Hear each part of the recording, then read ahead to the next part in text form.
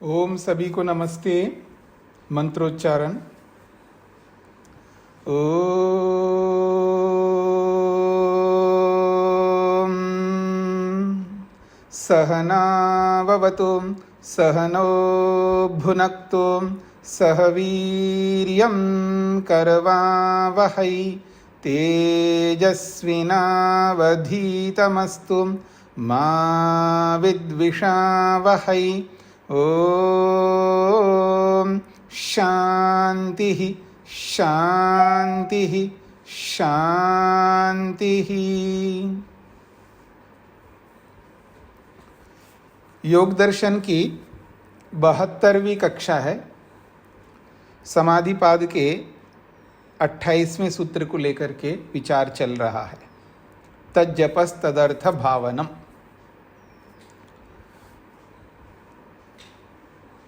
सूत्र में तत् जो आया है ये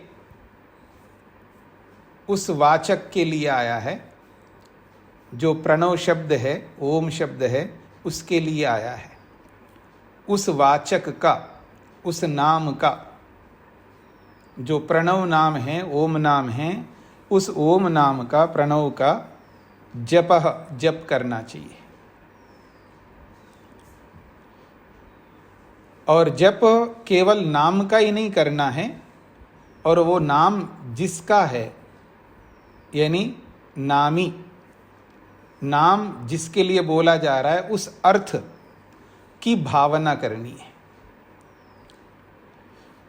तो ओम का जप और उस ओम रूपी जो ईश्वर है उस ईश्वर की भावना करनी है। अब ये जो जप है, जप का जो स्वरूप है, जैसा कि अभी आप में से कई लोग धर्म सूत्र को पढ़े हैं, गृह्य सूत्र को पढ़े हैं, अभी श्रौत सूत्र को पढ़ रहे हैं, उसमें जहाँ कहीं पर भी जप शब्द आया है, याज्ञिक प्रक्रिया में जब जप शब्द का प्रयोग होता है तो वहाँ पर उपांशु जप को लिया है, यानी इतना उच्चारण करना जिससे बगल में बैठे व्यक्ति को सुनाई बिल्कुल ना दे, उसको वहाँ पर याज्ञिक प्रक्रिया में उसे जप कहा है। पर ये जो जप है, ये जप केवल उस याज्ञिक प्रक्रिया तक सीमित नहीं है। जब आप ऊंचे स्वर से भी कर सकते हैं। प्रारंभिक अवस्था में जब मन एकाग्र नहीं होता है व्यक्ति का, इतना जितना एकाग्र होना चाहिए सामान्य रूप से उतना एकाग्र नहीं होता है, तो जब वो ऊंचे स्वर से बोलता है एकांत में बैठ करके, दूसरे को व्यवधान उत्पन्न न करते हुए, ऐसे जगह पर बैठना जिससे दूसरों को व्यवधान उत्पन्न ना हो आपके उच्चारण से। अब जब ऊंचे स्वर से जब जप का उच्चारण करता है व्यक्ति, तो उस उच्चारण में मन लग जाता है, यानी ओम के उच्चारण में मन लग जाता है। प्रारंभिक व्यक्ति अगर उच्चारण करके नहीं करता और मन में करता है तो उसका मन वैसे ही नहीं लग पाएगा, बहुत कठिन है। अब वो उच्चारण करते करते करते बहुत अभ्यास करना होता है। बहुत अभ्यास करते करते करते वो उच्चारण अपने आप मंद होता जाएगा, और इतना मंद होता जाए, इतना मंद हो जाए जो स्वयं को तो सुनाई दे रहा है लेकिन बगल में बैठे व्यक्ति को कुछ भी नहीं सुनाई देगा। ऐसे उच्चारण को वहाँ पर याज्ञिक प्रक्रिया में स्वीकार किया है। जैसे यज्ञ करते समय कोई आहुति दी जाती है तो वहाँ पर मंत्र का उच्चारण नहीं करते, उपांशु करते हैं, अर्थात होठ हिलते हैं, होठ हिल रहे हैं ये तो पता लग रहा है, लेकिन क्या बोला जा रहा है कुछ नहीं पता चल रहा है। तो ऐसा जप करके उस मंत्र का उच्चारण करते हैं, तो धीरे धीरे वो उच्चारण इतना मंद हो जाता है जो उपांशु के रूप में, अर्थात होठ हिल रहे हैं लेकिन बाहर के लोगों को कुछ भी नहीं समझ में आएगा, ना उनको सुनाई देगा कुछ भी, ना उनको कोई व्यवधान होगा उस उच्चारण से। ऐसा जप करना है। और वो जप भी धीरे धीरे वो होठ भी बंद होने लग जाएंगे। वो समय ऐसा आएगा कि बहुत लंबा अभ्यास चाहिए। फिर वो लंबे अभ्यास के बाद में वो होठों को हिलाना भी बंद कर देगा, फिर मानसिक जप प्रारंभ होगा। तो मानसिक जप तक पहुंचने के लिए व्यक्ति को उच्चारण करके फिर उपांशु तक पहुंच के फिर उपांशु से मानसिक जप तक पहुंचना है। ये हो गया जप करने की जो प्रक्रिया। आप में से किसी ने अपना माइक बंद नहीं किया है। तो ये जो स्थिति है, ये तो शब्द का उच्चारण की स्थिति हो गई। अब जिस ईश्वर के नाम का उच्चारण कर रहे हैं, उस ईश्वर का जो स्वरूप है, उसका दो प्रकार का स्वरूप है। एक स्वरूप है जो हमने यहाँ पर पीछे पढ़ा है 24वें सूत्र में, क्लेशों से रहित है, यानी ईश्वर का कैसा स्वरूप है, वो क्लेश रहित है। तो उस क्लेश रहित स्थिति को अनुभव करना है।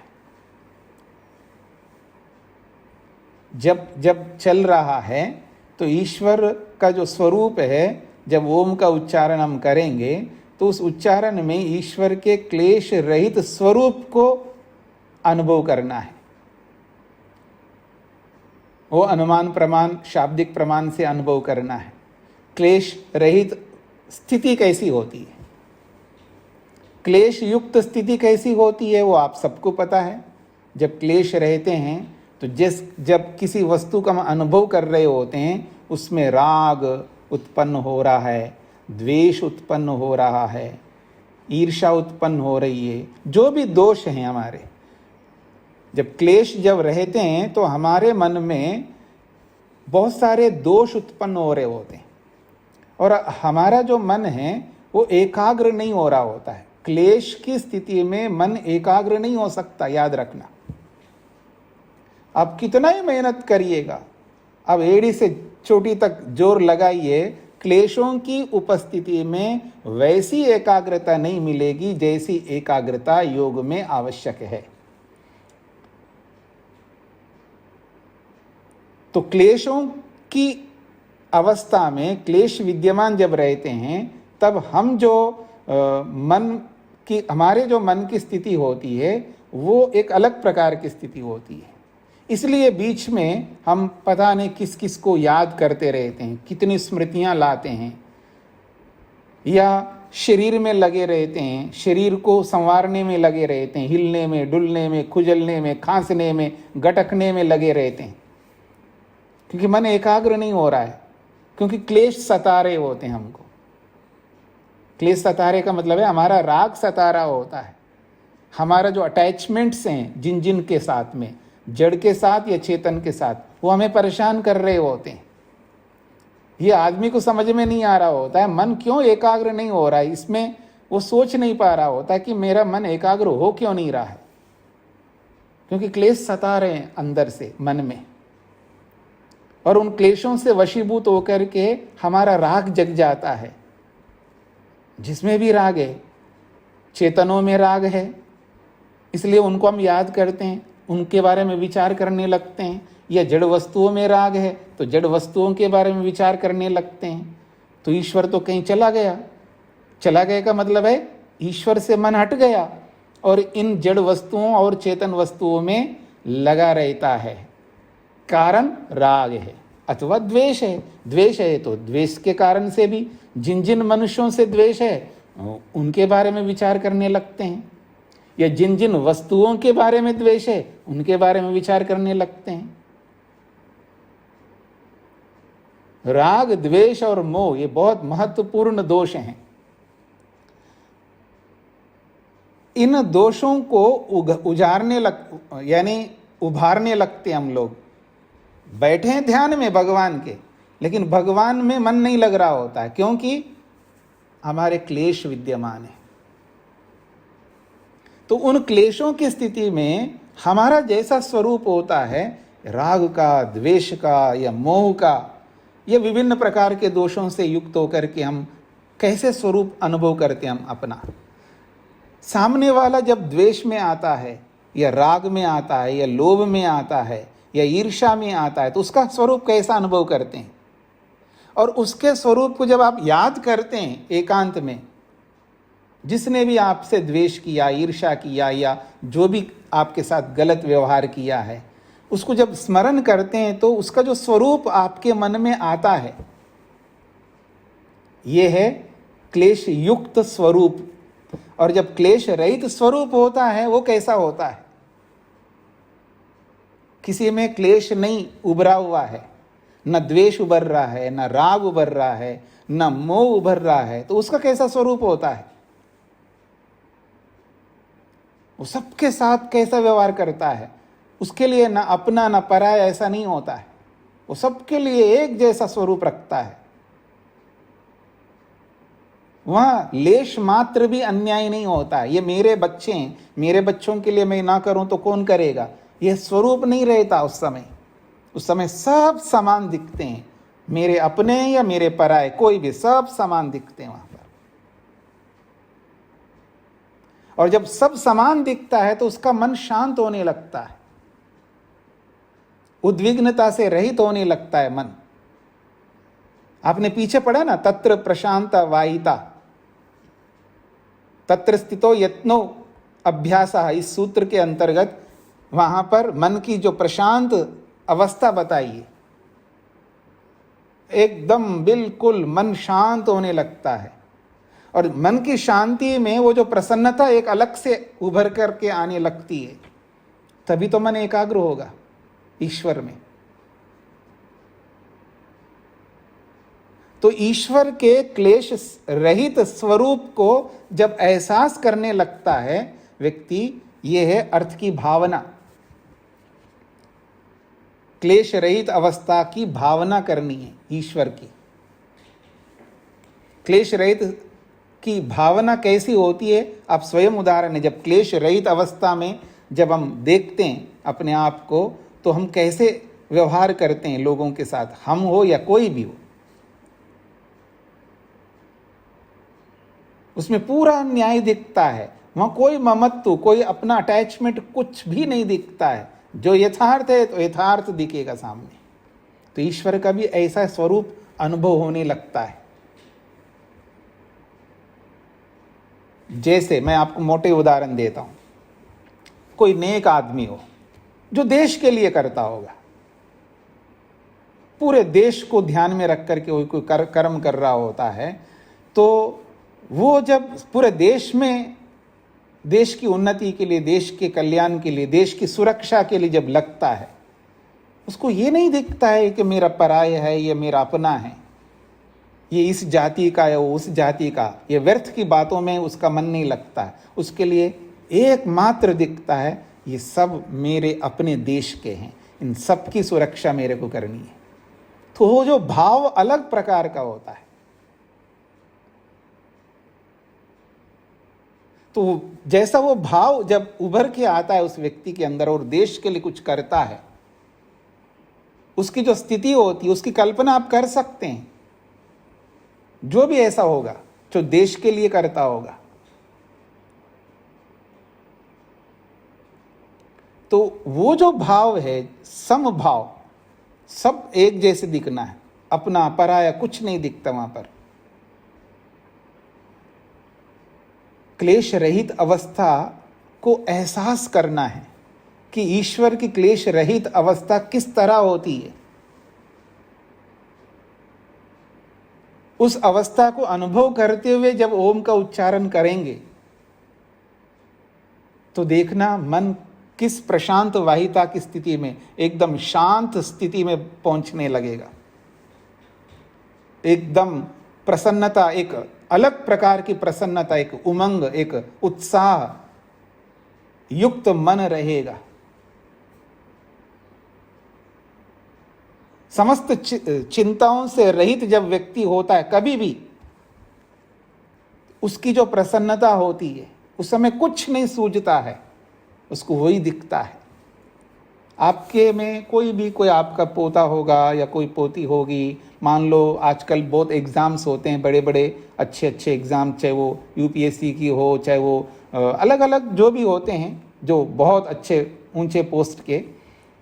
तो कोई किसी बहुत अच्छा रैंक आया होगा और आपको पता लग गया मेरा पोता को या पोती को यह बहुत अच्छा रैंक आया है, तो उस समय आपकी जो प्रसन्नता होती है, आपके मन के अंदर क्लेश काम नहीं करेंगे उस समय। देखना, क्लेश उस समय काम नहीं करते हैं। वो मन की जो स्थिति होती है, उस स्थिति में जो अत्यधिक प्रसन्नता का जब अवसर आता है, अत्यधिक खुशी का जब अवसर आता है, तब क्लेश जो है रुक से जाते हैं, रुक से जाते हैं क्लेश। उस समय जो अर्श होता है, उस समय जो प्रसन्नता होती है, उस समय जो शांति होती है, उस समय जो सुख का अनुभव होता है, उस समय कुछ समय के लिए, चाहे कितने देर के लिए होता है वो अलग बात है, लेकिन वो क्लेश रहित अवस्था जो होती है उसका एहसास आपको करना होगा। तो ईश्वर में तो कभी नहीं रह सकते क्लेश, तो उसका क्लेश रहित स्वरूप कैसा अनुभव में आता है? आपको क्या लगता है कि जैसे हम होते हैं, क्या ईश्वर ऐसा होता है? जब हम सब उस ईश्वर को दिखाई दे रहे होते हैं,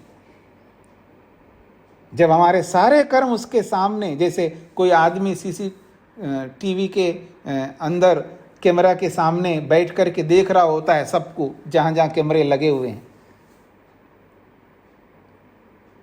तो ईश्वर जब हमारे को देख रहा होता है, हमारे कर्मों को देख रहा होता है, हमारी मानसिक स्थिति को देख रहा होता है, मन का जो स्वरूप है, जो हम मन में जैसा रखते हैं स्वरूप, और सामने जो वाणी से जो बोलते हैं, और जब शरीर से कुछ क्रियाएं कर रहे होते हैं, उन सारे स्वरूपों को वो साक्षात अनुभव करता हुआ, न राग न द्वेष न मोह कुछ भी ना रखते हुए, हम सब के लिए जैसे भी हमारे कर्म हो रहे होते हैं वैसा ही हमको उनका अकाउंट में उनको सेटअप कर रहा होता है।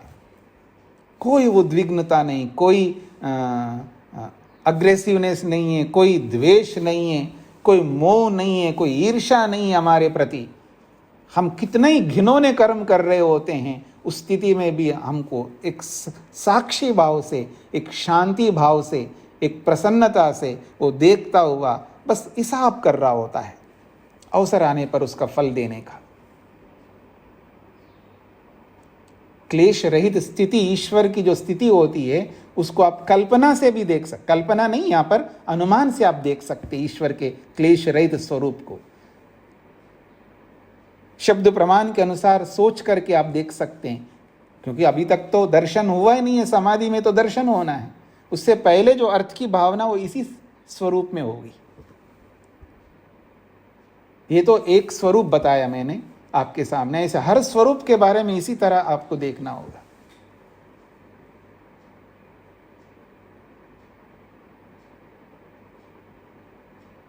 चाहे वो क्लेश रहित स्वरूप है उनका, चाहे वो कुशल अकुशल कर्मों से रहित स्वरूप हो, कितनी बड़ी स्थिति होती है। देखिएगा, आप सोचिएगा, हम कोई भी कर्म करते हैं हिसाब रखते हैं, हम लोग कोई भी कर्म करते हैं, कैसा भी कर्म करते हैं हिसाब रखते हैं, मैंने इसके लिए इतना किया, ये किया, वो किया, जो भी है। चाहे मोटा हिसाब रखते हो, सूक्ष्म मोटा हिसाब ही रखते हैं हम, बहुत सूक्ष्म हिसाब तो नहीं रखते हम लोग, पर हिसाब जरूर रखते हैं हम लोग। चाहे हम बेटे के लिए करें, बेटी के लिए करें, पति के लिए करें, पत्नी के लिए करें, माँ के लिए करें, पिता के लिए करें, या जिस किसी के लिए भी करें, हम जरूर हिसाब रखते हैं। और कभी ना कभी हम निकालते हैं अपने मुंह से, जताते हैं हम। पर ईश्वर देखिएगा, अनादि काल से हमारे लिए सब कुछ करता हुआ, वो उस दृष्टि से कभी नहीं कर रहा होता। क्यों? उसके कर्म कैसे होते हैं? कुशल और अकुशल से रहित होते हैं। उसके एहसास को करके देखिएगा, क्लेश रहित होता हुआ और कुशल अकुशल रहित होकर के जो हमारे लिए कुछ कर रहा होता है, उस स्वरूप को अनुभव करने का प्रयास करना है।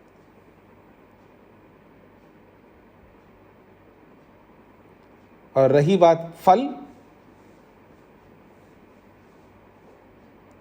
लौकिक दृष्टि से अगर मैं बोलूं कि बहुत कुछ करके आदमी उसका कोई आनंद ही नहीं ले रहा है, बहुत कुछ करता है लोगों में भी कुछ कुछ ऐसा दिखेंगे आपको, बहुत कुछ दूसरों के लिए करता है, उसको उसका एहसास ही नहीं करना चाहता, वो बिल्कुल सामान्य स्थिति में। इतना आसान नहीं है लेकिन असंभव भी नहीं है।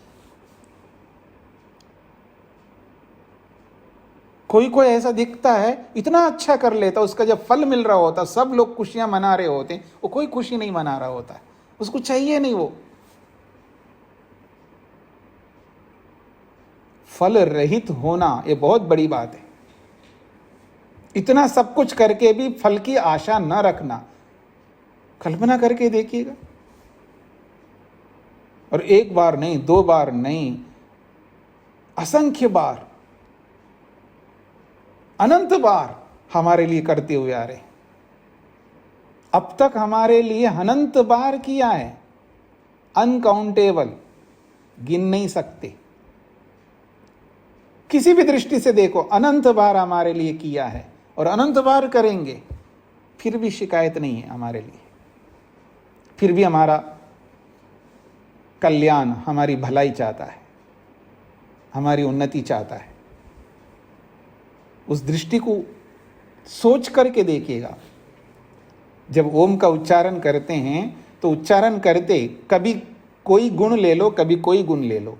ईश्वर के क्लेश रहित स्वरूप को लेकर के आप जप करो, या ईश्वर के कर्म रहित स्वरूप को लेकर के जप करो, या ईश्वर के फल रहित स्वरूप को लेकर के जप करो, या संस्कार रहित ईश्वर को देखो।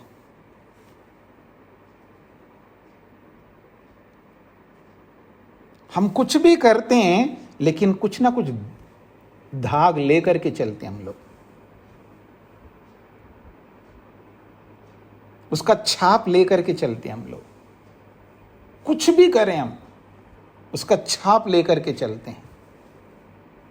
उसका असर, उसका प्रभाव हम पर बिना रह नहीं सकता। लेकिन ईश्वर को देखिएगा, इतना सब कुछ करके कोई प्रभाव, कोई उसका छाप ईश्वर पर नहीं पड़ता, संस्कार ही नहीं पड़ता। उस स्थिति को अनुभव करके देखिए आप।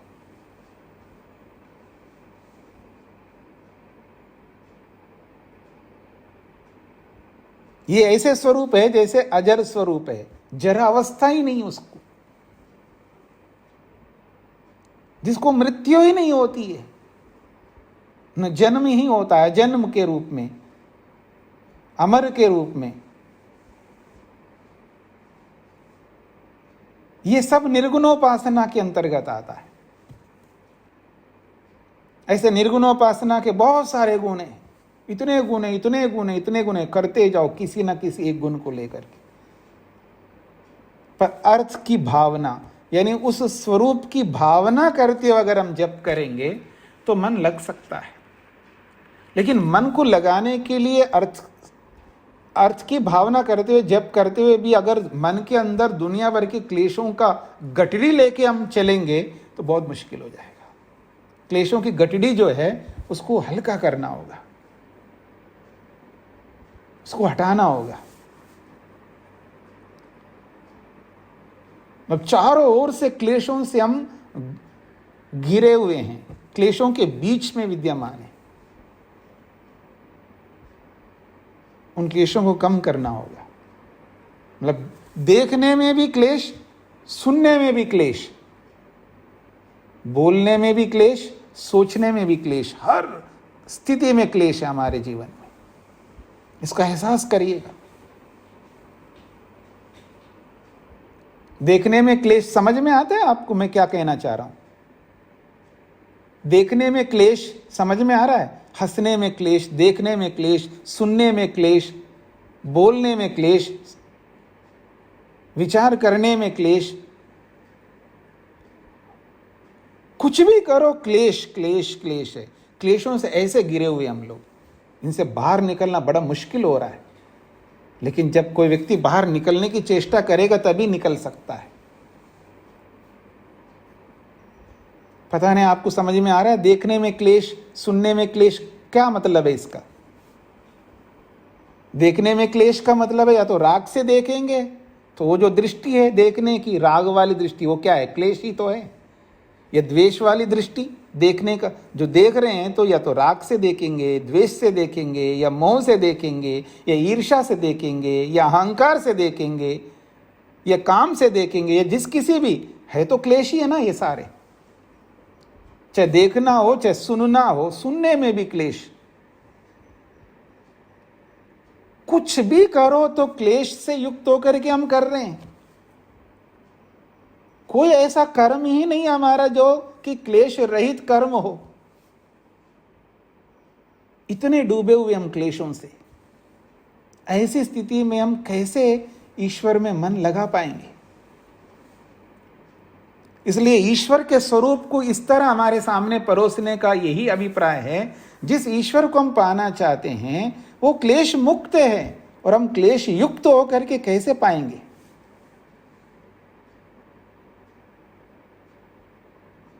किसी के निकट जाने के लिए उस जैसा थोड़ा सा अपने आप को दिखाना पड़ता है। हाँ, बड़े सेठ से मिलने के लिए जाता है तो आदमी कैसे बन करके जाता है उनके पास? उससे कोई डील करनी हो, उससे भी थोड़ा बहुत कोई व्यापार करना हो तो कैसे जाता है? ऐसे कंगाल बन करके जाएगा उसके पास? बोलो आप, कैसे जाएगा वो?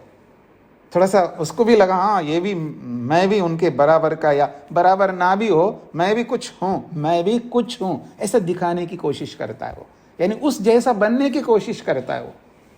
जब मनुष्यों के साथ जब हम ये कोशिशें करते हैं तो जब ईश्वर के साथ जब जुड़ेंगे तो ये कोशिश किए बिना हम भगवान को कैसे प्राप्त करेंगे? विचार करके देखिएगा।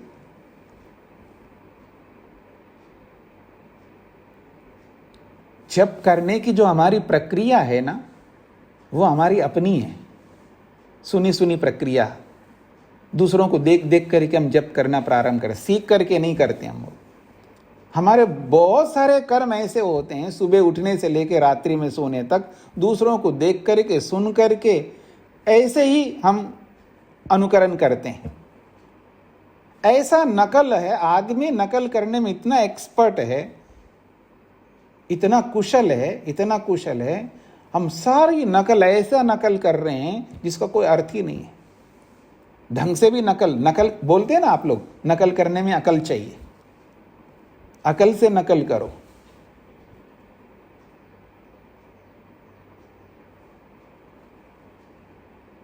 जब किसी को फॉलो हम करते हैं, किसी का अनुकरण करते हैं, वो क्या है? वो नकल ही तो है। कोई परीक्षा में नकल, कोई एग्जाम में नकल की बात नहीं हो रही यहां पर। ये वो नकल है, वो अनुकरण है, वो फॉलोइंग है जो श्रेष्ठ लोग जो करते हैं उसी जैसा हमको करना है। जैसे आजकल के लोग हैं ना, जैसे कपड़े पहनते हैं, ये जो भी लोग होते हैं, उनको देख करके ऐसे कपड़े बनाए तो हम भी ऐसे कपड़े, ऐसे बाल रखे तो हम भी ऐसे बाल रखेंगे, ऐसे जूते चप्पल ऐसे सैंडल पहनते हैं तो हम भी ऐसे करेंगे, ऐसे वो मकान बनाते तो हम भी वैसा मकान बनाएंगे, वो ऐसी गाड़ियां रखते तो हम भी हम पूरा अनुकरण करते हैं ना ऐसे उन लोगों का, जो भी मॉडल्स हैं या हीरो हीरोइन हैं, जो भी है, जो आजकल के, उनके हिसाब से।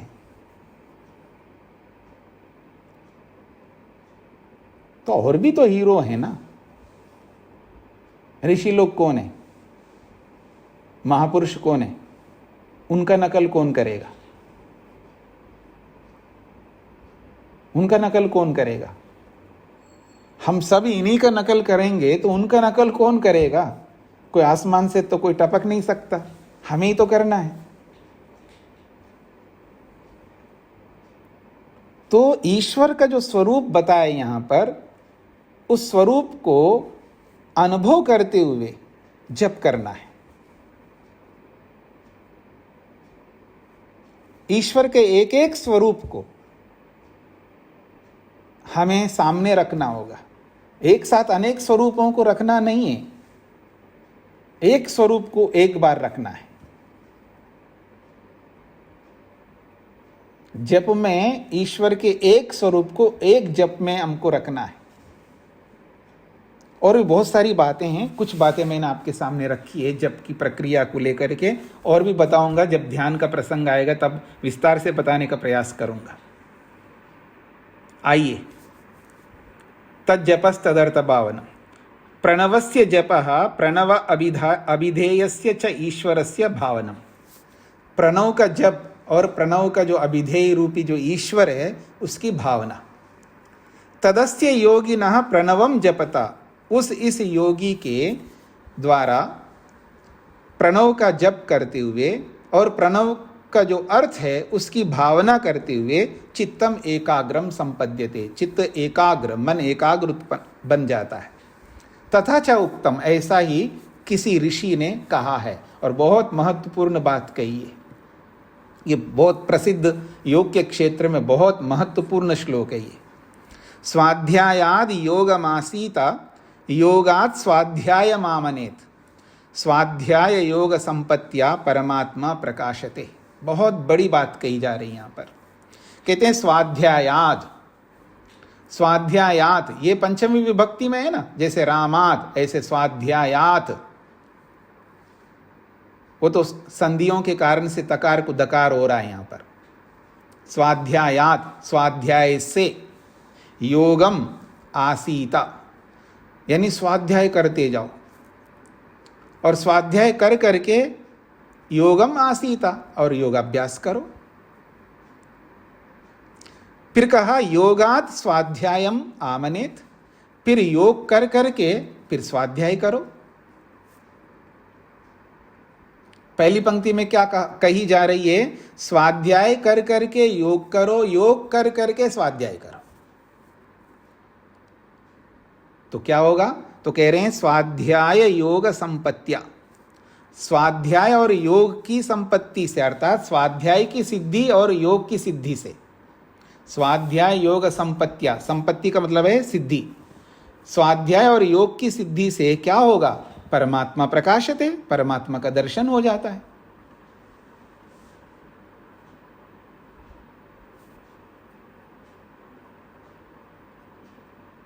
ये बहुत बड़ी बात कही है। तो आप क्या समझ रहे हैं जी स्वाध्याय से? यहाँ पर कोई पुस्तक, हाँ जी कुछ पुस्तक पढ़ लेते हैं जी, हवन किया है और एक आध पृष्ठ पढ़ लिया आपने, केवल मात्र उसी को स्वाध्याय मत समझना। स्वाध्याय का मतलब है स्वाध्यायो मोक्ष शास्त्राणाम अध्ययनम, पढ़ाई करनी है, हाँ याद रखना। और मन में ये अच्छी तरह बिठा लीजिएगा कि बिना विद्या पढ़े, बिना स्वाध्याय, स्वाध्याय का मतलब विद्या प्राप्त किए, बिना विद्या पढ़े हम गति नहीं कर सकते। पढ़ना होगा आपको। जिन शास्त्रों को अब तक नहीं पढ़े, जो शास्त्र सीधा सीधा ईश्वर तक पहुंचाने वाले हैं, उन शास्त्रों को पढ़ना होगा विधिवत, केवल काम चलाने के लिए नहीं। तो स्वाध्याय का अभिप्राय है अध्ययन करना, पढ़ना। और बहुत सारे शास्त्र हैं, बहुत सारे का मतलब मैं ये नहीं कहना चाह रहा हूं जो लौकिक पदार्थों को प्राप्त करने के लिए जो शास्त्र हैं उनकी बात नहीं कर रहा हूं। वो भी हो सकते हैं, लेकिन वो तो केवल मात्र एक साधन के रूप में है। रोटी कपड़ा और मकान और आने जाने के साधन जितने मिल जाए उतना पर्याप्त है।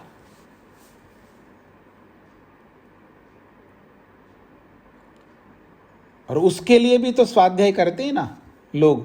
जैसे कोई इंजीनियरिंग कर रहा है, कोई मेडिकल में एंट्री करके वो काम कर रहा है, कोई वकालत कर रहा है, कोई कुछ कर रहा है, कोई कुछ ना कुछ पढ़ ही रहे ना, वो भी तो स्वाध्याय है। वो जो स्वाध्याय है जिससे वो जो साधन मिलते हैं, वो साधन तो हमें एक बेस देने के लिए है, आधार देने के लिए। वो आधार मात्र है। आधार को कभी आधेय मत समझना, आधार को कभी लक्ष्य मत समझना। वो तो खड़े रहने के लिए, जीवित रहने के लिए, आगे बढ़ने के लिए साधन बन रहे हैं। जीवित रहने के लिए, हमारे अस्तित्व को बनाए रखने के वो साधन मात्र हैं। हमारा अस्तित्व रहेगा तभी तो हम अपने लक्ष्य तक पहुंचेंगे। और इनके कारण से ये जो भौतिक विद्या है, ये भौतिक विद्या आवश्यक है। उसके बिना हम नहीं जी सकते हैं।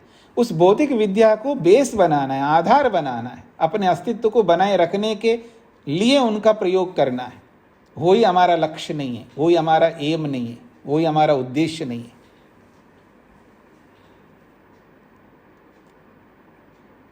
और वो बेस बन गया है, फिर हम आध्यात्म में प्रवेश करेंगे, आध्यात्मिक विद्या को प्राप्त करेंगे। इसका ये अर्थ भी नहीं है पहले एक बार भौतिक विद्या बेस बनाने के लिए मेहनत करूं तो जीवन यूं चला जाएगा। साथ साथ सब करने होते हैं, साथ साथ एक साथ थोड़ा सा भौतिक और थोड़ा सा आध्यात्मिक, दोनों को बैलेंस बना करके। यदि भौतिक में ही ज़्यादा जाएंगे, एक पक्ष बढ़ता जाएगा, दूसरा पक्ष कमजोर हो जाएगा। और भौतिकता को छोड़ करके केवल आध्यात्मिक में प्रवेश ज़्यादा करेंगे तो आध्यात्मिक पक्ष बढ़ता जाएगा, भौतिक पक्ष कमजोर हो जाएगा, बेस नहीं रह पाएगा, अस्तित्व खतरे में डालेंगे। इसलिए बैलेंस, दोनों को साथ लेकर के चलना होता है। आप में से ड्राइव कोई करते हैं? आप में से कितने लोग करते होंगे? थोड़ा वैसे हाथ खड़ा करना जो ड्राइव करते हैं। जो नहीं करते कोई बात नहीं, बगल में बैठ करके तो जाते होंगे। हाँ, तो सभी लोगों को पता है ड्राइव कैसे करते हैं। और लॉन्ग रूट में जाना हो, मतलब लंबी यात्रा में जाना हो, और आजकल बड़े अच्छे रोड बने हुए हैं और गाड़ी चलाते जाते हैं, ऐसे ऐसे ऐसे ऐसे करते रहते हैं, ठीक है ना, क्योंकि कई लेन के सड़कें हैं, अपने लेन में जा रहे हैं, कोई समस्या ही नहीं है, बस उसमें बस यूं चलते जाने का है, वहाँ कोई मोड़ना और कोई कुछ करना नहीं, बस आगे बढ़ते जाना है। तो वहाँ ऐसे ऐसे करते रहते हैं। वो क्या है, ना बाएं जाएंगे ना दाएं जाएंगे, बस ऐसे ऐसे करते जाएंगे तो सीधी रोड पे चलते जाएंगे आगे आगे। वो जो बैलेंस है स्टीयरिंग का, ऐसे ही हमें इस भौतिक विद्या का और इस आध्यात्मिक विद्या का ऐसे बैलेंस लेकर के चलना होगा।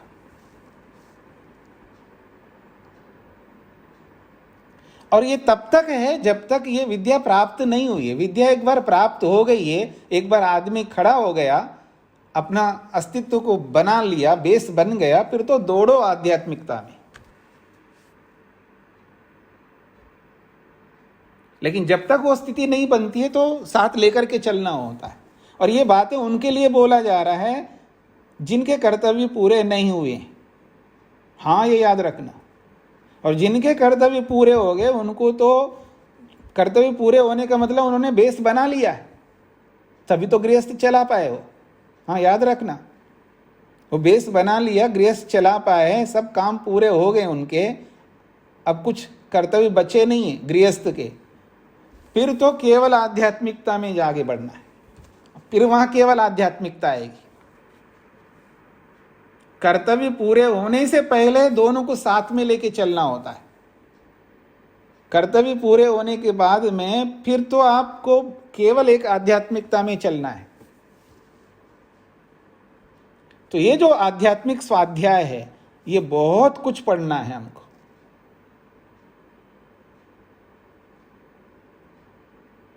और ये जो पढ़ना है, ये व्यवहारिक पढ़ाई ज़्यादा करनी है। शाब्दिक पढ़ाई तो बहुत कर लिया है, व्यवहारिक पढ़ाई करना है। तो व्यवहारिक स्वाध्याय करते हुए योगमासीता, फिर बैठो ध्यान में। फिर जब ध्यान में बैठेंगे तब वो, क्योंकि आधार इतना अच्छा स्वाध्याय हुआ है, स्वाध्याय की जो बातें हैं वो ध्यान में काम आती है, जप में काम आती है, प्राणायाम में काम आती है, आसन में काम आती है वो स्वाध्याय की बातें।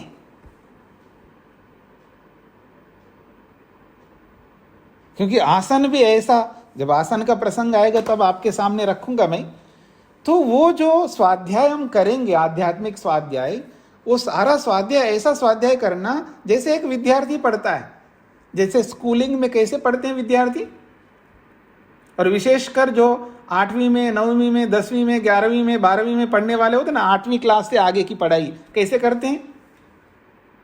और स्पेशली वो जो 10वीं 11वीं 12वीं, ये जो 3 साल की जो पढ़ाई कैसे करते हैं, ऐसे स्वाध्याय करना है, आध्यात्मिक स्वाध्याय। कि एक बार पुस्तक खोल दिया क्लास के समय में, फिर बंद कर दिया, अभी अगली क्लास जब आएगी तब खोलें।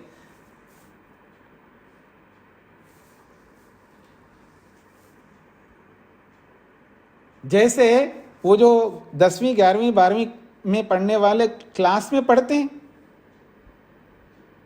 फिर उसका होमवर्क करते हैं, फिर ट्यूशन में जाते हैं या किसी कोचिंग में जाते हैं, वहां पढ़ते हैं, फिर उसका होमवर्क करते हैं, कितना लगे रहते हैं, वो कैसे लगे रहते हैं, अब सबको पता है। ऐसे स्वाध्याय करना होगा।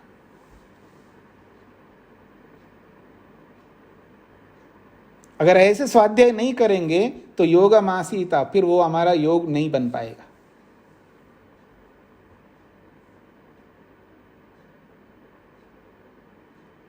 क्योंकि योग करने के लिए स्वाध्याय अथाह होना चाहिए। क्योंकि जैसे योग में बैठता है व्यक्ति को, वो स्वाध्याय की सारी बातें उसके सामने एकदम आ जाती है। फिर जैसे जैसे स्वाध्याय में उसने पढ़ा है वैसा वैसा ही वो क्रिया में करने लगता है। वहां पर स्वाध्याय ही नहीं हमारा, तो इसलिए हमारी क्रिया, योग की क्रिया ठीक से नहीं हो पाती, इसलिए परेशान हो रहे होते हैं। बहुत ज्यादा स्वाध्याय चाहिए।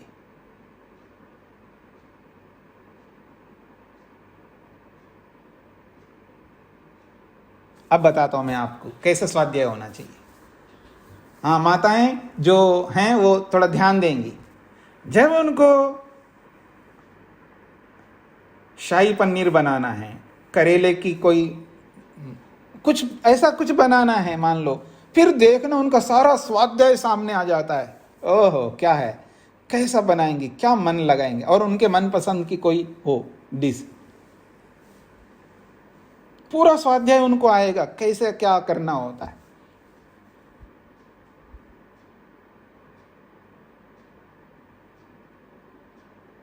कपड़ों का कैसे स्वाध्याय करते हैं आप लोग? ऑर्नामेंट्स का कैसे स्वाध्याय करते हैं आप लोग? पैसों का स्वाध्याय कैसे करते हैं आप लोग? और भी जिन जिन के जैसे जैसे काम है कैसे करते हैं उनका, वैसा उससे भी ज्यादा स्वाध्याय करना होगा।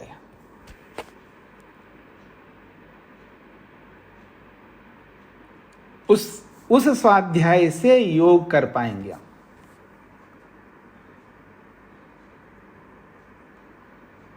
मतलब जो माँ ने, मान लीजिए आप में से कोई 80 साल की माँ है, आज भी वो करेला बनाते, तो 80 साल का जो अनुभव है करेला बनाने का, कमाल का है, देख लेना। मान लो कोई रोटी बना रही है, पराठा बना रही है, देखिएगा कितने साल का अनुभव होगा उसको, अब सोच करके देखिएगा।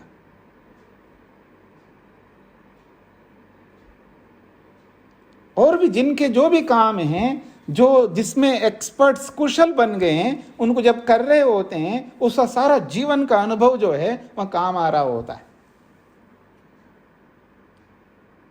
तो ऐसा स्वाध्याय, आध्यात्मिक स्वाध्याय करके फिर योग करने के लिए जब बैठते हैं हम लोग, तो वो सारा स्वाध्याय जो है ना, अनायास जो है हमको वो योग कराने में मजबूर कर देगा वो स्वाध्याय। फिर मन भटक रहा है जी, मन नहीं लग रहा है जी, मन इधर जा रहा है जी, मन उधर जा रहा है जी, मन में ये आ रहा है, कुछ नहीं होगा, वो स्वाध्याय अपने आप करा देगा आपको। ये तो ऐसा है जैसे मुंबई के लोकल ट्रेनों में अंदर प्रवेश करने के लिए बस खड़े होने का है, डोर के पास खड़े होने का, पीछे वाला अपने आप अंदर ले जाते हैं आपको। और फिर वापस जब उतरने के लिए आना है तो आपको कुछ नहीं करना, गेट के पास थोड़ा सा आकर के खड़े हो जाने का, अपने आप बाहर कर लेंगे आपको। ऐसा है ये स्वाध्याय। जब पीक टाइम में जब मेट्रो में बैठते होंगे कोई आप में से, तो कैसे होता है वहां पर, ऐसे समझ लेना, ये स्वाध्याय अपने आप आपको योग को अपने आप करा देंगे। अब कुछ करने की आवश्यकता नहीं है, वो स्वाध्याय सब कुछ करा देगा आपको। ऐसा स्वाध्याय जब तक हम नहीं करेंगे तब तक योग नहीं बन पाएगा। और योग जब बनता है, यानी योग बनने का मतलब आसन सिद्ध हो गया हमारा, न हिलता है आदमी, न डुलता है, न खुजलता है, न खांसता है, एज ए स्टैचू की तरह जब बैठ जाता है व्यक्ति, आसन की सिद्धि हो गई तो योग की सिद्धि हो रही, वो प्राणायाम की सिद्धि हो रही तो मतलब योग की सिद्धि हो रही। प्राणायाम उसको समझ में नहीं आ रहा, प्राणायाम का मतलब थोड़ा सा सांस निकाला, कुछ सेकंड्स के लिए रोका, फिर हो गया जी, 3 बार हो गया, फिर आगे बढ़ो, ऐसा प्राणायाम नहीं चलता। ऐसे तो कोई भी करता। जब प्राणायाम का प्रसंग आए तब आपके सामने रखूंगा। तो एक एक योग का जो स्वरूप है ना, वो एकदम बनता जाएगा हमारा। हाँ, कुछ किया है ऐसा लगता है।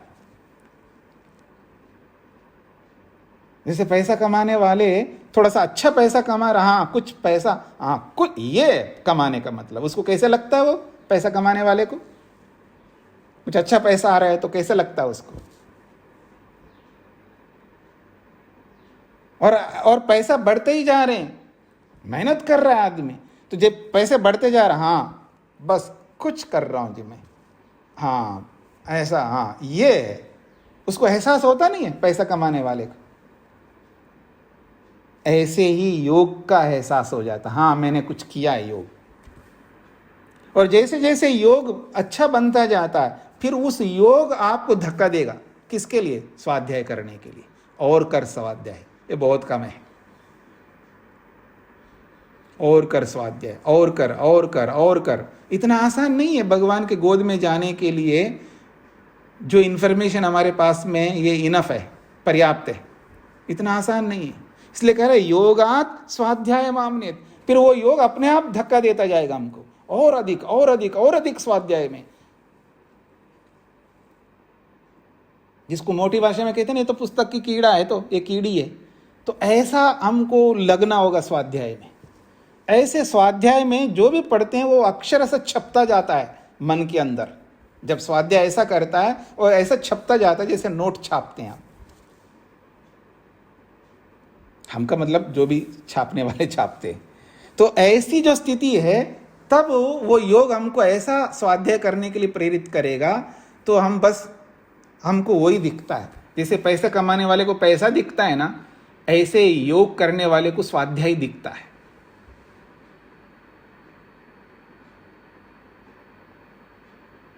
स्वाध्याय दिखता है, क्योंकि योग अपने आप उसको स्वाध्याय के लिए प्रेरित कर रहा होता है। तो ऐसा योग से फिर स्वाध्याय करता है, फिर स्वाध्याय करके, फिर स्वाध्याय जैसा बढ़ता जाता है, फिर वो स्वाध्याय अपने आप धक्का दे करके योग और योग की उत्कृष्टता बना देगी। ये तो ऐसा ही है कि वो आज जितना पैसा कमाया, मान लो कोई आप में से कोई शॉपकीपर हो, तो उसका उदाहरण दे सकता हूँ कि बड़ा ग्राहक आगे जी, बहुत कमाल है, आज तो चांदी लग गई, इतना पैसा है। अगले दिन उससे भी ज़्यादा लोग आ गए, तो और पैसा। फिर अगले दिन और वो होता है ना, जो मेले का अवसर होता है, मेले में किसी का दुकान हो, कुंभ मेला और ये मेला, ये सब बहुत अलग अलग मेले होते ही हैं। तो उस समय जो उसकी बिक्री होती है कैसी होती है, और मान लो वो 10 दिन का 15 दिन का ऐसा मेला हो, और पहले दिन से उसका नोट ही नोट आ रहे हो, उसको क्या आनंद आता है उसको। फिर अगले दिन के लिए और कैसा चल पड़ता है वो व्यक्ति, फिर अगले दिन के कैसा, जैसे वो स्थिति होती है ऐसी ये स्थिति होती है। यानी स्वाध्याय फिर उसको ऐसा धक्का दे देगा, फिर उसका योग और अच्छा हो जाएगा, फिर वो अच्छे योग से प्रेरित होकर के और स्वाध्याय करेगा, फिर और स्वाध्याय से और योग अच्छा करेगा। ऐसा इसका जो है एक साइकिल सा बन जाता है। तब इस स्वाध्याय से योग, फिर इस योग से स्वाध्याय, स्वाध्याय से योग, योग से स्वाध्याय करते करते इन दोनों की सिद्धि कर लेता है। स्वाध्याय की सिद्धि हो जाती है। स्वाध्याय की सिद्धि का मतलब अब और स्वाध्याय करने की अपेक्षा नहीं है, बस कर लिया जो करना था। यह है स्वाध्याय की सिद्धि। समझने का प्रयत्न करना। तब तक स्वाध्याय करना होता है, तब तक करना होता है, तब तक करना होता है कि इतना स्वाध्याय हो गया है कि अब हो गया जी जो स्वाध्याय करना था, तो स्वाध्याय की सिद्धि हो गई। स्वाध्याय की सिद्धि का अभिप्राय यह है कि और कुछ स्वाध्याय करने की आवश्यकता नहीं है। और फिर योग की सिद्धि, जो योग करना तो कर लिया जी, योग की भी सिद्धि हो गई। तो स्वाध्याय और योग की दोनों की सिद्धि से परमात्मा प्रकाशते, परमात्मा प्रकट होता है, परमात्मा का दर्शन होता है। ये स्वाध्याय और ये योग परमात्मा का दर्शन करा करके ही छोड़ेंगे, ये वो स्थिति है। अब आप में से किसी कुछ पूछना हो पूछ सकते हैं। मोहनलाल जी। स्वामी जी नमस्ते जी। स्वामी प्रश्न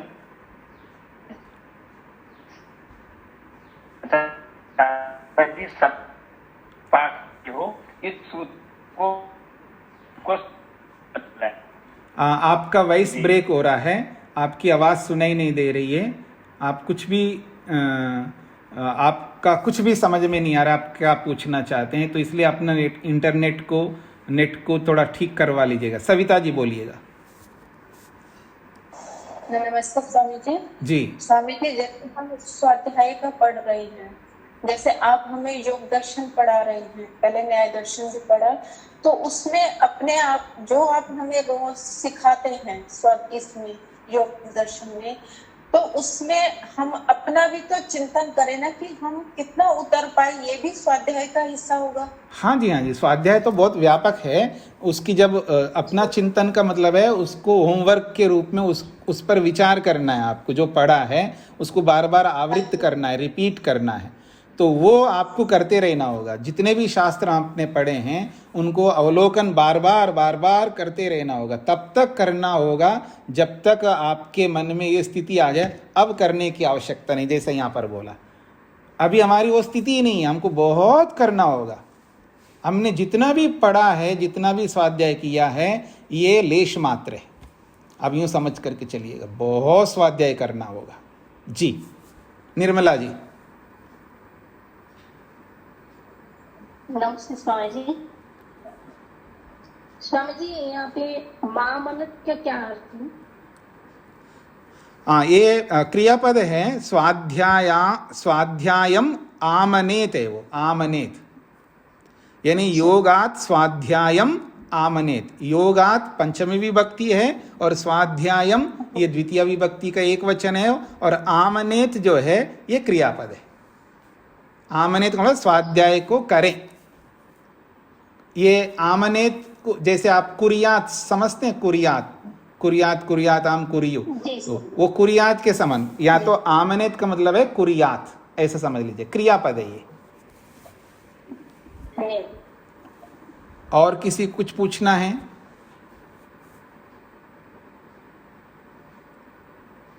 क्या बात है, आप प्रश्न ही नहीं करते हैं।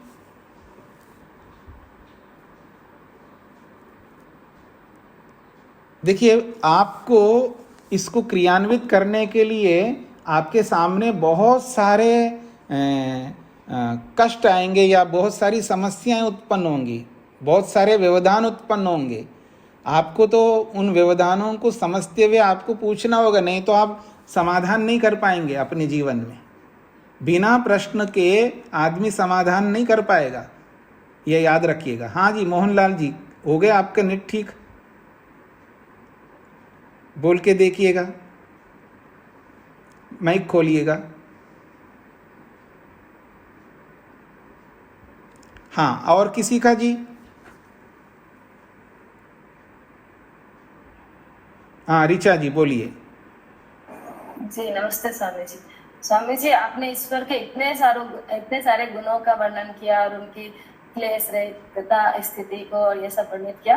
इससे ईश्वर में प्रीति तो बड़ी है, लेकिन पूरा अच्छे से मन लगाना, जैसे हम लोग जो ध्यान करते हैं उसमें भी मन लगाने के लिए स्वाध्याय की ही आवश्यकता सबसे ज्यादा होगी ना। जितना जानेंगे उतनी ही प्रीति बढ़ेगी और उतना ही हमारा ध्यान अच्छा होगा ना। जी जी जी। जब कोई इतना कुछ करता है उसको समझना होता है ना। जब ईश्वर हमारे लिए सब कुछ करता है, ना माँ कर सकती है, ना पिता कर सकता है, ना पति, ना पत्नी, ना गुरु, ना कोई मनुष्य इतना नहीं कर सकते जितना ईश्वर हमारे लिए कर रहा है। तो वो जो भी हमारे लिए करता है उसको अधिक से अधिक जानने का जो माध्यम है ये स्वाध्याय। स्वाध्याय जितना ज़्यादा हम करेंगे उतना अधिक हम ईश्वर को पहचानेंगे। क्योंकि आज हम ईश्वर को बहुत कम जानते हैं, इसलिए हमारा मन ईश्वर में नहीं लगता। ईश्वर में मन को लगाने के लिए ईश्वर को अधिक से अधिक समझने की आवश्यकता है, और अधिक से अधिक समझा तभी जाएगा जब स्वाध्याय हम करेंगे। जो ईश्वर को प्रस्तुत करने वाले जितने भी शास्त्र हैं उनका स्वाध्याय हमको बहुत करना, बार बार करना होगा, और बार बार करके उसको अंकित करना होगा। ये अच्छे संस्कार हैं, क्योंकि जैसे हम स्वाध्याय करेंगे तो उसका छाप मन पर पड़ेगा, वो अधिक से अधिक अच्छा छाप पड़े, ताकि योग के समय में वो छाप उभर के आ जाए, ताकि हम योग ढंग से कर सके। हम ऐसे ही उड़ते उड़ते नहीं चल सकते ना, ये नहीं ऊपर ऊपर से नहीं चल सकते, खाना पूर्ति के लिए नहीं कर सकते। हमारा स्वाध्याय ऐसा होना चाहिए जैसे आप कोई अपने व्यक्ति के लिए कुछ कर रहे होते हैं। जैसे मान लीजिएगा कोई बच्चा है जिसका 12th हो गया, जिसको IIT में एंट्री हो गई, किसी को किसी में एंट्री हो गई, तो उसको जब ले जाने की तैयारी करते हैं आप, उसको ले जाने के लिए, उसके लिए या तो हॉस्टल में या उसके लिए कोई कमरा लेकर के या जो भी करते हैं व्यवस्था करते हैं, उसके लिए कैसा आप लग करके करते हैं, वैसा ही यहाँ पर करना होगा। हमारी पूरी निष्ठा होनी चाहिए और मेहनत तो करना ही है, पुरुषार्थ तो हाँ जी, हाँ जी। वो निष्ठा मतलब अधिक से अधिक, जब जितना अधिक स्वाध्याय करेंगे उतनी अधिक निष्ठा श्रद्धा बढ़ती जाएगी। हमारे स्वाध्याय के ऊपर निष्ठा का प्रतिशत जुड़ा है कि जितना हम अधिक से अधिक स्वाध्याय करेंगे और मन से करेंगे, श्रद्धा से करेंगे, रुचि से करेंगे, लगाव से करेंगे, उमंग से करेंगे, वो उतना ही प्रतिशत हमारा बढ़ेगा। जी, सुशीला जी या सुशील नाम से आ रहा है। हाँ जी माता जी बोलिए। नमस्ते स्वामी जी। स्वामी जी मुझे पूछना है, जैसे जब ध्यान में बैठते हैं और हमने स्वाध्याय से ही जाना कि क्लेश रहित है ईश्वर, आज हम उस पर ध्यान करेंगे, मनन करेंगे, तो जब हम विचार भी वैसे लाते हैं, पर कभी अपने ये स्थिति अनुभव हम कैसे करेंगे कि ये जो ज्ञान है ये शाब्दिक है या सच में हम इसको अनुभव करेंगे, दोनों में अंतर कैसे जानेंगे? ये आपको जानने की आवश्यकता नहीं, बस करते जाइए। आपका मन ईश्वर में लगता जाना चाहिए। आपका जब ठीक चल रहा होगा, चलता जाना चाहिए। कोई क्लेश आपको सताए नहीं, कोई वृत्ति सताए नहीं, आपको कोई संस्कार आपको सताए नहीं, कोई स्मृति ना आए, अच्छा चलता जाए, अपने आप को समझ में आएगा। मान लीजिएगा अभी बंदूक हाथ में लगा है, अभी हमको निशाना लग जाए, ऐसा तो होगा नहीं। अभी बंदूक हाथ में लिया है तो निशाना लगाने में प्रैक्टिस करते रहो, एक दिन आपको अपने आप पता लग जाएगा, आपके गंतव्य स्थान में निशाना जो लगना था, जहाँ लगना था वहाँ लग गया। वो धीरे धीरे आपको अपने आप पता लग जाएगा। स्टार्टिंग में इसके बारे में मन नहीं लगाना कि कैसे पता लगे, मैं जान लूँ, मैं एहसास कर लूँ, ज़रूरत नहीं है। बस करते जाओ, धीरे धीरे अपने आप को पता लगता जाएगा। जितना ज़्यादा हमारा अभ्यास होगा उतना अधिक हमारा अनुभव बढ़ता जाएगा। वो अनुभव स्वतः आपको दिग्दर्शन करा देगा, इसलिए उसकी चिंता नहीं करना। जी हाँ लवनीश जी। जी स्वामी जी, सुबह उठते ही सिर्फ मुंह धो के अगर बैठ जाए ना जब के लिए, ध्यान के लिए, फिर तो लगता है कि ईश्वर की चिंतन चलता रहता है काफी। अगर सोचे कि नहीं स्नान करेंगे, सब डेली की क्रियाएं खत्म करने के बाद उसके बाद करते हैं, तो फिर नहीं होता। तो ऐसे सुबह उठते ही बस मुंह धो के तुरंत बैठ जाए, तो इसमें कोई गलत तो नहीं करेंगे? नहीं, गलत सही तो उसके लिए है ना, क्योंकि ईश्वर के लिए स्नान करना और ना करना कोई मान्य नहीं रखते हैं। क्योंकि स्नान करना ना करना मान्य रखता है मनुष्य के लिए, हमारे लिए। ईश्वर के लिए तो वो तो भयंकर गंदगी में भी विद्यमान है, उसको क्या मान्य रखता है आपकी साफ सफाई? उससे कोई लेना देना नहीं है। लेना देना है आपका मन लगाना, समझने का प्रयत्न करना। ये अलग बात है कि कोई स्नान करके बैठता है तो उसको अधिक अनुकूलता होती है, तो वो अपने शरीर को सात्विक बनाने की चेष्टा है। वो स्नान करने से थोड़ा सात्विकता अधिक आ जाती है, स्नान न करने पर राजसिकता या तामसिकता रहती है। वो तो व्यक्ति व्यक्ति के ऊपर निर्भर करता है। यदि हमारा मन बिना स्नान किए ही लगता है तो वहाँ कोई समस्या नहीं, बिना स्नान किए कर लो। और जिसको स्नान करने पर लगता है तो स्नान करके कर लो। मुख्य बात है मन को ईश्वर में लगाना। कैसे करने से आपका मन लगता है वैसा करो, बाकी चीज़ों में नहीं देखना, ठीक है ना। जी हाँ, तो गुप्ता जी को क्या कहना है? नमस्ते स्वामी जी। तो स्वामी जी, जैसे हम ध्यान करते हैं, ध्यान में हमने एक प्रत्यय उठाया, उस पर ध्यान किया, तो मतलब जैसे ईश्वर निराकार है और उसी के ऊपर हम सोच रहे हैं, तो वो एक प्रत्यय कराएगा या अलग अलग कराएगा जी? उसके बाद दूसरा सोचा जी ये आनंद स्वरूप है, तो एक प्रत्यय कराएगा या अलग अलग कराएगा दोनों? हाँ, वो जब ध्यान का प्रसंग आएगा तो उसमें विस्तार से मैं आपके सामने रखूंगा, कैसा ध्यान करना है वो आपके सामने अवश्य रखूंगा जी, ठीक है जी। तो स्वामी, तो ये जप है जो आपने जप बताया, हम जो जप ये तो बाहर से चीज को मन में स्मृति में ला रहे हैं, तो मतलब वो जब सांस के साथ ओम ओम ओम ओम ओम जप रहे हैं, मनी मन जप रहे हैं, तो उसको आप जप बोलोगे क्या बोलोगे जी? वो तो एक स्मृति ला रहे हैं ना बार बार। देखिए, ऐसा है कि यहाँ जप करने की बात कही, जप तो वही होता है एक ही शब्द को बार बार दोहराना, हाँ जी, तो वो जप कहलाता है। जो शास्त्र कहता है ना, उसको हमें स्वीकार करते हुए चलना है, उसमें प्रश्न नहीं उठाना है। मतलब उसको ये तो स्मृति हो जाएगी जी, उसी को हम दोबारा बोल रहे हैं जी, तो ठीक है, स्मृति होगी तो होगी, उस स्मृति से हमको लाभ मिल रहा है। आप ये अलग स्मृति है और वो जो स्मृति है जिसको हमको रोकना है वो अलग स्मृति है। समझ रहे मेरी बात को आप? तो स्वामी जी आनंद तो नहीं आता उसमें? देखो, आनंद ऐसे इतना सस्ता नहीं है कि ये यूं करने से आनंद आपको आ जाएगा। आनंद आने के लिए तो बहुत कुछ मेहनत करना है हमको। जी हाँ, फिर मैं बताऊंगा आपको आगे, ध्यान का जब प्रसंग आएगा उसमें विस्तार से बताऊंगा जी, कैसे जप करना है, कैसे ध्यान करना है। और जो आपने बोला है कि एक गुण को लेकर के विचार करते हुए दूसरा गुण अगर बीच में आ जाता है तो वो आना चाहिए नहीं आना चाहिए, इन सारी बातों का हम विस्तार से चर्चा करेंगे, ठीक है जी। तो इसको यहीं पर विराम देता हूँ, सोमवार को मिलेंगे। ओम शांति शांति शांति ही।